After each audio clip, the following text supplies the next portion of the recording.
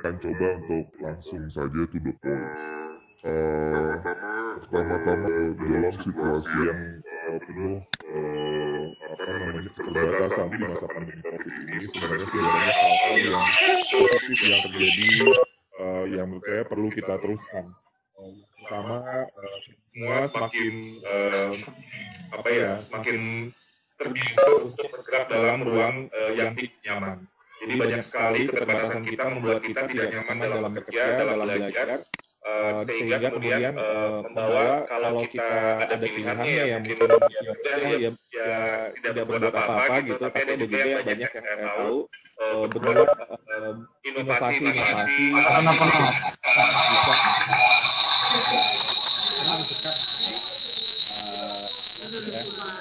Matenono tuh suaramu. Ini merupakan sebuah hal yang penting karena dalam pesan Pak inovasi itu menyebabkan untuk selalu saja ada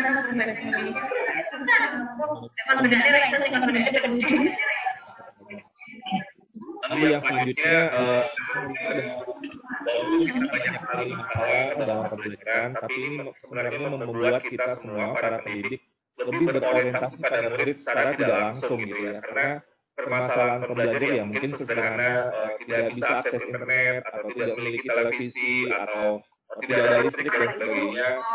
Ini memaksa kita untuk kemudian bagaimana ya mengajarkan untuk pembelajaran bisa akses anak secara aktif dalam situasi yang berbeda-beda. Jadi baik dalam guru yang di kelas yang sama, ada murid yang di rumahnya tidak punya gadget, ada gadget dipakai rame-rame sama saudara-saudaranya, ada orang bekerja dan lain sebagainya. Itu konteks yang tidak pernah sama itu membuat para pendidik dan kita semua terus mencoba bagaimana mencari hal yang lebih relevan. Jadi ini diferensiasi jadi dengan sendirinya gitu ya. Lalu kemudian kecemasan terhadap teknologi menurun. Tadinya kita berpikir bahwa mungkin masih butuh beberapa tahun pendidik-pendidik di Indonesia untuk bisa lebih nyaman menggunakan teknologi. Ternyata dalam beberapa bulan setelah COVID, kecepatannya sangat luar biasa. Hampir semua yang memiliki akses itu mencoba. Efektif itu belum tahu, dan memang di seluruh dunia susah para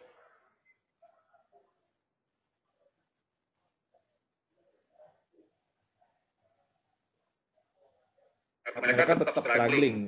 Sama pertanyaan-pertanyaannya sama-sama kita, cuma beda konteks saja. Bahwa tidak ada yang bisa tahu bagaimana ini betul-betul efektif dalam konteks COVID. Bahkan yang tahu teknologi itu juga tidak tahu karena pandemi ini membawa dampak bukan dalam konteks pendidikan, tapi di bidang-bidang yang lain yang mempengaruhi kehidupan kita secara keseluruhan. Namun kecemasan yang menurun dengan banyak yang mulai mencoba, mulai pengen tahu, mulai sudah mungkin kayak sekarang kita webinar kayaknya udah jadi kebiasaan gitu ya. Ini membawa sebuah keinginan bahwa akselerasi adopsi teknologi ini bisa dilakukan lebih cepat lagi. Jadi mudah-mudahan ini bisa terjadi dengan lebih cepat. Oke, selanjutnya yang kedua, saya ingin mungkin dalam konteks nanti di tahun ajaran baru dengan semua macam tantangan yang akan kita hadapi, ada beberapa hal yang ingin saya tekankan. Pertama, apapun program yang kita jalankan, keputusan yang akan dijalankan, kita harus berpegang pada prinsip bahwa kesehatan dan keselamatan murid, guru, pemimpin sekolah, orang tua, dan semua pemangku kepentingan adalah hal yang paling utama. Itu semuanya bergerak dari situ dulu. Jadi nanti kalau ada program ini, kalau ini nggak jalan gimana? Kembali lagi, apakah itu bisa menjamin kesehatan dan keselamatan murid, guru, sekolah, orang tua, semua pemangku kepentingan. Jadi itu bergerak di arah itu dulu. Prinsip utama dalam beroperasi selama pandemi COVID. Nah, lalu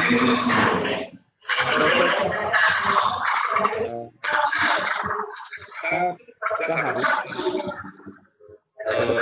penyesuaian terhadap kurikulum.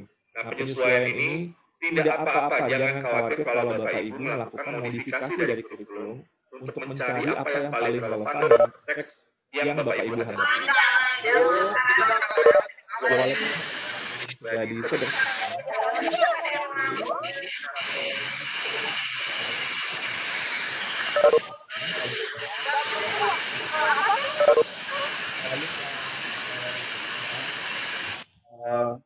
membentuk sebuah komunitas guru yang terus belajar. Komunitas belajarnya guru ini penting sekali.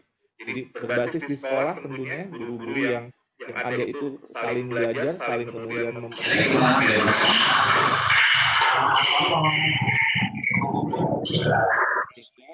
kita bisa terus mencari ide. Kemendikbud memiliki sebuah portal atau laman namanya Guru Berbagi. Sekali lagi namanya di mana mencari ide pembelajaran selama COVID. Jauh ini sudah hampir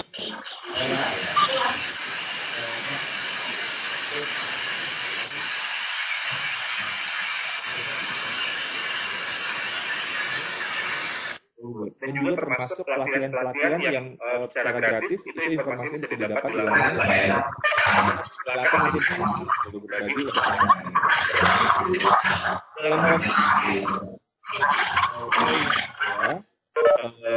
pentingnya kita mungkin dalam konteks pandemi ini mencari cara yang paling efektif bagaimana memanfaatkan situasi yang mungkin malah memperkuat fondasi literasi.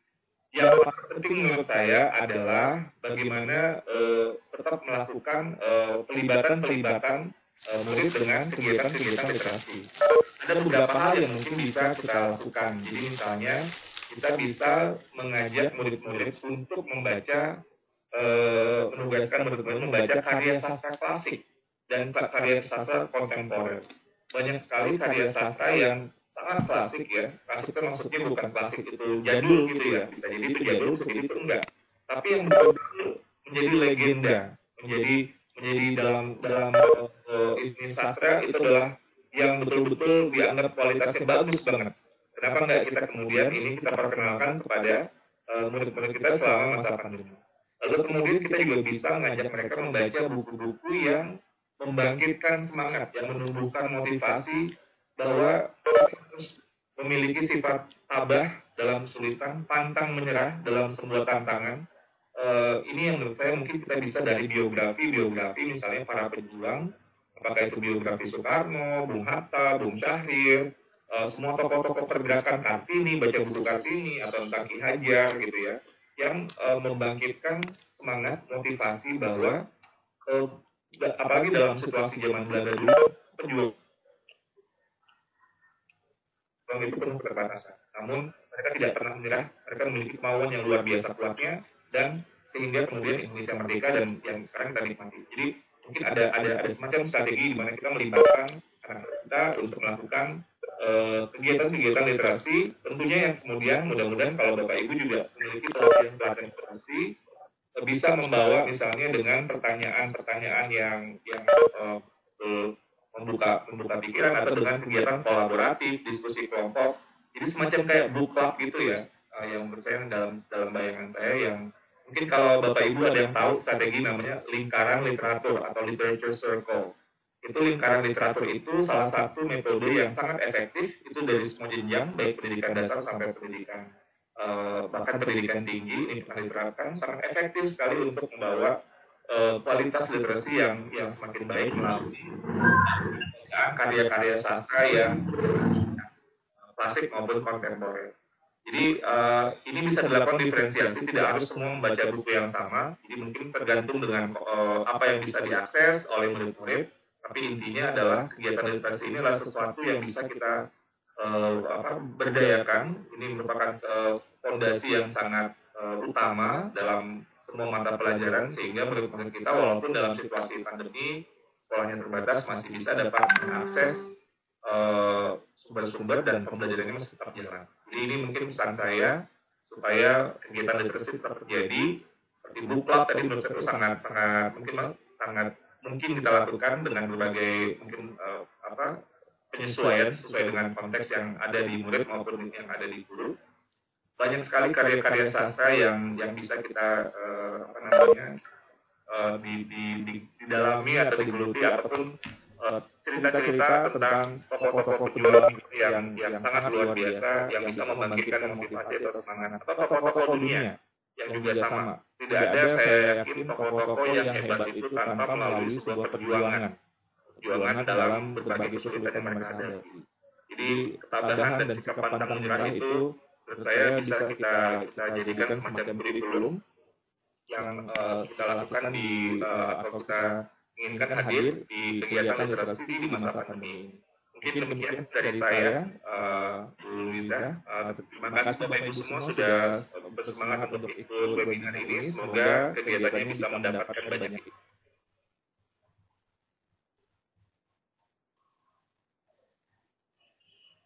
Wassalamualaikum warahmatullahi wabarakatuh. Waalaikumsalam warahmatullahi wabarakatuh. Terima kasih Pak Dirjen atas penyampaian beberapa hal yang menjadi bagian daripada webinar kami pada hari ini khusus bahasa Indonesia. Terima kasih Pak Dirjen. Terima kasih. Saya mohon izin ya, Bu Liza. Selamat